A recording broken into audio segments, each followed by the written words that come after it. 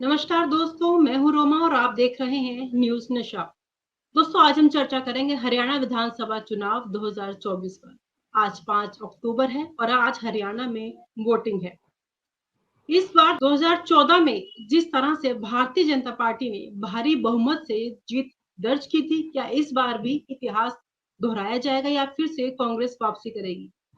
राजनीतिक एक्सपर्ट का कहना है कि इस बार का चुनाव हरियाणा में नहीं बल्कि देश भर में बीजेपी की स्थिति का आईना दिखाने वाला है। राम रहीम की पेरोल से लेकर ईवीएम की चर्चाओं तक हर मुद्दा इस बार चुनाव में अहम बन सकता है। आज 5 अक्टूबर को मतदान हो रहे हैं और सभी की निगाहें इन चुनावी सीटों पर टिकी है। सबसे महत्वपूर्ण सीटें जैसे कैप्टन अभिमन्यु, भूपेंद्र सिंह हुड्डा और विनेश फोगाट की सीटों पर कड़ा मुकाबला देखने को मिल रहा है। तो ये आज इस शो में हम जानने की कोशिश करेंगे कि कौन सी पार्टी कितनी सीटें जीत सकती हैं। भाजपा अपना कौन सा दाव चलने वाली है? क्या कांग्रेस इस बार पूर्ण बहुमत के साथ सरकार बनाने में कामयाब होगी?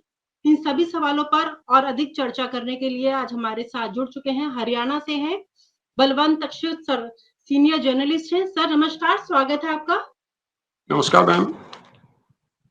सर आज हरियाणा में इलेक्शन है और क्या लगता है कांग्रेस वापसी करेगी और इस समय बीजेपी की क्या स्थिति है, किस तरीके से मतदान हो रहा है? आपने पूरी नजर बनाए हुए हैं, हमारे दर्शकों को अपडेट करें।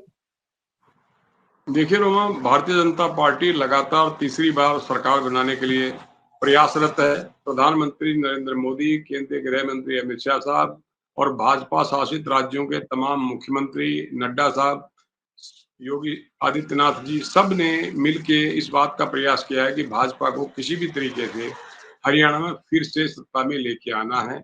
और दूसरी तरफ राहुल गांधी, प्रियंका गांधी खड़गे साहब और हुड्डा साहब, कुमारी शैलजा, इन सब की कोशिश है कि इस बार भाजपा से सत्ता छीन ली जाए।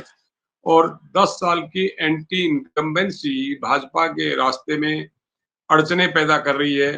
भारतीय जनता पार्टी की तुलना में कांग्रेस का पलड़ा इस बार रोमा भारी लगता है।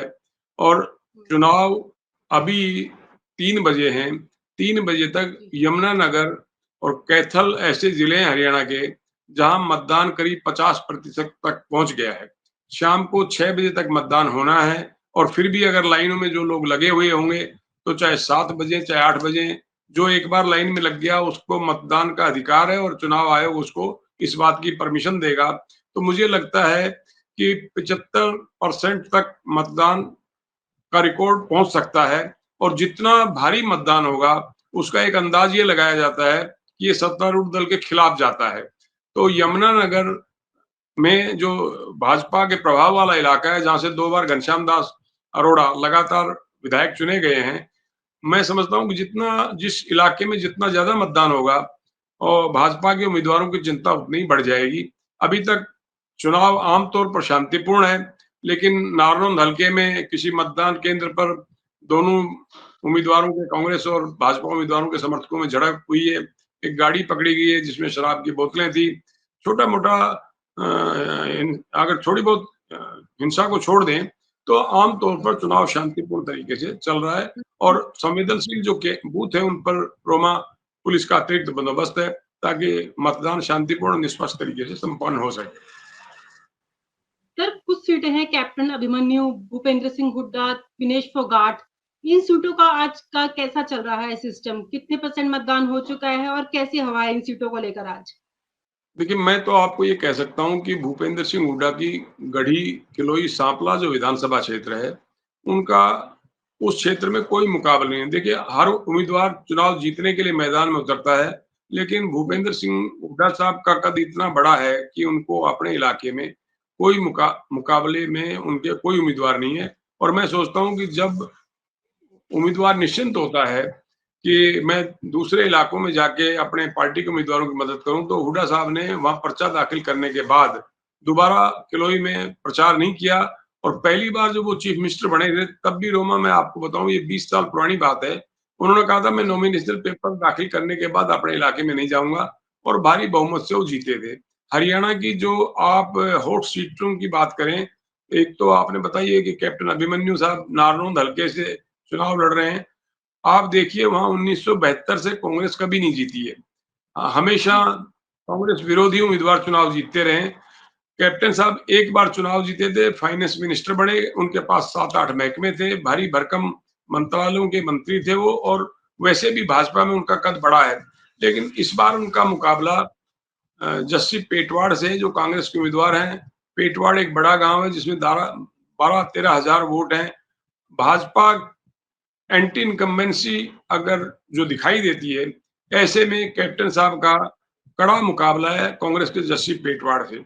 दूसरा जो हॉट सीट है उसमें अंबाला छावनी है, जहां हमारे गृह मंत्री रहे अनिल विज साहब मुकाबले में हैं भाजपा की टिकट पर। 6 बार वो विधायक रहे हैं। इस बार उन्होंने कहा मैं अगर भाजपा सत्ता में आती है तो मुख्यमंत्री पद का दावेदार रहूंगा। उनका मुकाबला पूर्व मंत्री निर्मल सिंह की बेटी चित्रा सरवारा से है, जो आजाद उम्मीदवार के तौर पर चुनाव लड़ रही हैं। कांग्रेस की टिकट की दावेदार थी, लेकिन कुमारी शैलजा ने अपने समर्थक को परविंदर परी को टिकट दिला दिया। तो पिछली बार भी वही नंबर 2 थी और अनिल विज साहब से वो करीब 5-6 हजार वोटों के अंतर से हार गई थी। इस बार वो कांग्रेस की टिकट की दावेदार थी, लेकिन टिकट कटी तो फिर आजाद उम्मीदवार के तौर पर मैदान में है, और वहां लड़ाई में अनिल विज साहब और चित्रा सरवारा के बीच में ही है। क्या परिणाम होगा ये तो 8 को पता चलेगा। दावे दोनों ही तरफ से जीत के किए जा रहे हैं। तीसरी जो हॉट सीट है वो एलनाबाद है, जहां इंडियन नेशनल लोकदल के जो प्रधान महासचिव हैं अभय सिंह चौटाला, जो सिटिंग एमएलए थे, वो मैदान में हैं। उनके मुकाबले में भरत सिंह बेनीवाल पूर्व विधायक जो हैं, वो चुनाव लड़ रहे हैं कांग्रेस के टिकट पर। कांटे का मुकाबला है।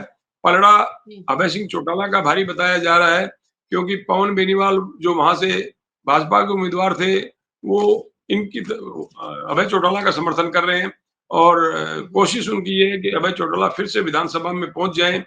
लेकिन मुकाबला कांटे का है, और भरत बेनीवाल भी एक बार विधायक रह चुके हैं। तो ऐसी सूरत में क्या होगा, भाजपा का उम्मीदवार वहां लड़ाई में नहीं है। सिरसा एक ऐसा जिला है रोमा, जहां 5 सीटें हैं, और मैं दावे के साथ आपसे कह सकता हूं कि 5 में से भारतीय जनता पार्टी एक भी सीट नहीं जीत पाएगी। भाजपा का वहां 10 साल सत्ता में रहने के बावजूद कोई असर नहीं है, और उसकी एक बड़ी वजह आप ये भी मान सकती हैं, भाजपा इस हालात को समझती है। ऐसे में सिरसा से भाजपा ने जांगड़ा को टिकट दिया था, और बाद में गोपाल कांडा के समर्थन में उसका नामांकन वापस करवा दिया गया। वहां लड़ाई कांग्रेस में और गोपाल कांडा के बीच में है। इस बार, पिछली बार गोपाल कांडा कुछ वोटों से मार्जिन से जीते थे। इस बार मुझे लगता है गोकुल सेतिया उस सीट को जीत लेंगे। एक जो हॉट सीट है और वहां लड़ाई जो है सावित्री जिंदल और कांग्रेस में है, मुझे लगता है कि सावित्री जिंदल उस हॉट सीट से चुनाव जीत सकती हैं। रानिया एक ऐसी कॉन्स्टिट्यूंसी है जहां रणजीत सिंह आजाद उम्मीदवार के तौर पर जीते थे रोमा। भाजपा ने उनको हिसार से लोकसभा का टिकट दिया, वो चुनाव हार गए। भाजपा ने विधानसभा का टिकट नहीं दिया, तो वो आजाद उम्मीदवार के तौर पर फिर मैदान में उतरे हैं। वहां उनका मुकाबला अपने ही पोते आईएनएलडी के प्रधान महासचिव अभय सिंह चौटाला के जो बेटे हैं अर्जुन चौटाला, वो उनको टक्कर दे रहे हैं। रानिया एक ऐसी कॉन्स्टिट्यूंसी है जहां में 2 समुदायों के वोट सबसे ज्यादा हैं। जाट समुदाय, जिसमें रंजीत चौटाला और उनके पोते अर्जुन चौटाला लड़ रहे हैं। दूसरी तरफ जो कंबोज हैं, उसमें सर्वमित्र कंबोज हैं, जो पत्रकार थे थोड़े दिन पहले तक, उनको कांग्रेस ने टिकट दिया है, और भाजपा ने ही कंबोज को मैदान में उतारा है, ताकि अगर कंबोज के वोट बढ़ जाएंगे तो जाट उम्मीदवार चुनाव जीत जाएगा। अर्जुन चौटाला जीते चाहे रंजीत चौटाला जीते, लड़ाई इन दोनों के बीच में ही है। और कुछ और हॉट सीटों की बात करें तो उचाना कला एक और हॉट सीट है, जहां से डिप्टी चीफ मिनिस्टर रहे दुष्यंत चौटाला जी मैदान में है, और दूसरी तरफ कांग्रेस ने वहां से ब्रजेंद्र सिंह, जो आईएएस की नौकरी छोड़ के आए थे, चौधरी वीरेंद्र सिंह के बेटे हैं, एक बार हिसार से एमपी रह चुके हैं, अब वो विधानसभा का चुनाव लड़ रहे हैं। और मुझे लगता है कि ब्रजेंद्र सिंह की स्थिति, चूंकि जेजेपी 4.5 साल सत्ता में रही है और फिर सत्ता से उनको अलग कर दिया गया, और इस समय जेजेपी की स्थिति कोई बहुत बेहतर नहीं मानी जा सकती रोमा। किसानों में नाराजगी है, पहलवानों में नाराजगी है, जवानों में नाराजगी है, और दुष्यंत चौटाला के खिलाफ एंटी इनकम्बेंसी अभी भी काम कर रही है। इस चुनाव में जजपा को बहुत कामयाबी मिलने के आसार कम हैं। भारतीय जनता पार्टी की एक, मैं आपको और आपका अगला सवाल है उससे पहले बताऊं, भाजपा ने 2014 में 47 सीटें जीतकर सत्ता हासिल की थी, और सत्ता में आने के लिए 46 सीटों की जरूरत होती है। अगली बार जब भाजपा मैदान में गई तो उसकी सीटें घट के 40 रह गई, और दुष्यंत चौटाला साहब की मदद से सरकार चलाई। लोकसभा चुनाव हुए तो 10 में से सीटें 5 रह गई। आप देखिए भाजपा सत्ता में आने के बाद से लगातार नीचे आ रही है और इस विधानसभा चुनाव में उनको 10 साल की एंटी इनकम्बेंसी झेलनी पड़ रही है। ऐसी भाजपा को कांग्रेस के मुकाबले ज्यादा कामयाबी मिलने की उम्मीद नहीं है। कांग्रेस सरकार बना सकती है, ऐसा मेरा मानना है। सर पिछले विधानसभा चुनाव और अगर अब विधानसभा चुनाव की बात की जाए, दोनों में क्या फर्क दिख रहा है इस बार आपको? पिछले और मौजूदा विधानसभा चुनाव का अंतर तो आप रोमा जी हरियाणा पर नजर रखती है तो आप खुद अंदाज लगाएंगी कि पहली बार में खट्टर साहब मुख्यमंत्री बने और भारतीय जनता पार्टी ने उनको दोबारा मुख्यमंत्री बनाया, ये सोच के कि शहरी मतदाताओं पर, पंजाबी मतदाताओं पर, पिछड़े वर्ग के मतदाताओं पर कुछ इस तरह का असर होगा कि तीसरी बार भी सरकार बन सकती है। खट्टर साहब से जब बजट पेश किया गया तो उनसे पूछा था कि क्या आप तीसरी बार मुख्यमंत्री बनेंगे? तो उनका ये कहना था कि देखिए फैसला तो जनता को करना है, लेकिन ज़्यादा से ज़्यादा मैं कितना रह सकता हूँ? मैं एक बार और मुख्यमंत्री रह सकता हूँ। और तीसरी बार बनने की उनकी ख्वाहिश जो थी वो दूसरी बार भी अपना कार्यकाल पूरा नहीं कर पाए। भाजपा आलाकमान के पास जो रिपोर्ट गई, वो यही थी रोमा कि लोकसभा चुनाव में खट्टर साहब के रहते हुए भाजपा को नुकसान हो सकता है। चुनावों से पहले उनको हटा के नायब सिंह सैनी साहब को मुख्यमंत्री बनाया गया। नायब सिंह सैनी ठीक से अपनी कुर्सी पर अभी तक जम नहीं पाए क्योंकि वो स्टेट के दौरे करते रहे, एंटी इनकम्बेंसी को खत्म करने की कोशिश करते रहे और भाजपा ने खट्टर साहब को पर्दे के पीछे छुपा लिया। ना उनके पोस्टर लगे कहीं, ना उनको प्रधानमंत्री के साथ मंच पर आने दिया गया, ना चुनावी सभाओं में उनके कार्यकाल का या उनके नाम का जिक्र हुआ। तो आप अंदाज लगा सकते हैं, जो Bharatiya Janata party high command ये मान के चल रहा है खट्टर साहब के रहते हुए एंटी इनकम्बेंसी ज्यादा बढ़ गई है, तो मतदाता तो पार्टी से ज्यादा जानते हैं और वो वोट डालेंगे ना रोमा, तो वो इसलिए नहीं डालेंगे किसको जिताना है, वो इसलिए वोट डालेंगे कि उनके टारगेट पर कौन है। तो इस समय सत्तारूढ़ दल भाजपा है और भाजपा ही उनके निशाने पर है। जी जी जी। सर पीएम मोदी ने जहां जहां रैली निकाली थी, सोनीपत, हिसार, पलवल, ये पूरी जाट बेल्ट है, तो इसका असर जी आज देखने को मिल रहा है। चारों तरफ से अभी खबरें आपके पास आ रही होंगी, कुछ फर्क दिख रहा है आज इन सीटों पर? देखिए, प्रधानमंत्री जी जरूर चाहेंगे कि भाजपा की तीसरी बार सरकार बने, इसीलिए नायब सिंह सैनी साहब को मुख्यमंत्री की कुर्सी दी गई थी कि बैकवर्ड क्लास के वोट और स्वर्ण क्लास के वोट अगर भाजपा के साथ आ जाते हैं तो सरकार बन जाएगी। लेकिन मैं ऐसा मानता हूं कि जाट समुदाय भाजपा के पक्ष में नहीं है। मुसलमान समुदाय जो है वो 4-5 सीटों पर प्रभाव डालता है, 3-4 एमएलए उनके बनते हैं, वो भाजपा के साथ नहीं है। किसान सिख समुदाय जो है वो पूरी तरह भाजपा के साथ नहीं है और दलित समुदाय तो भाजपा के साथ है नहीं। आपने देखा होगा कि कुमारी शैलजा ने जब चुनाव प्रचार से थोड़ी दूरी बना ली थी, किसी ने जाति सूचक शब्दों का इस्तेमाल किया था, शैलजा मैडम नाराज हुई, प्रचार से हट गई। तो भारतीय जनता पार्टी ने इसको एक मुद्दा बनाया कि कांग्रेस दलितों की विरोधी पार्टी है। अशोक तंवर साहब जो पार्टी के पहले अध्यक्ष होते थे, उनको तंग करके पार्टी छोड़ने में मजबूर किया और अब कुमारी शैलजा के साथ ज्यादती की जा रही है। लेकिन कांग्रेस ने भाजपा के इस हथियार को उस समय भोथरा कर दिया जब चुनाव प्रचार के आखिरी दिन राहुल गांधी के मंच पर अशोक तंवर नजर आए और अशोक तंवर ने कहा भाजपा में मेरा दम घुट रहा था, इसलिए मैं कांग्रेस में लौट आया हूँ। यानी कि भाजपा चुनाव प्रचार बंद होने के बाद से आज तक ये नहीं बता पाई कि अशोक तंवर ने इतनी जल्दी भाजपा क्यों छोड़ी, जिसको चंद दिन पहले पार्टी में शामिल किया। सिरसा से टिकट दी कुमारी शैलजा के खिलाफ, वो करीब 2.5 लाख से ज्यादा वोटों से हारे और अब वो वापस कांग्रेस में आ गए हैं भाजपा छोड़ के। तो उनका कार्यकाल भाजपा का बहुत थोड़ा सा रहा है, लेकिन उनको लगा कि मेरी कांग्रेस में वापसी ही मेरे राजनीति को, भविष्य की राजनीति को तय करेगी।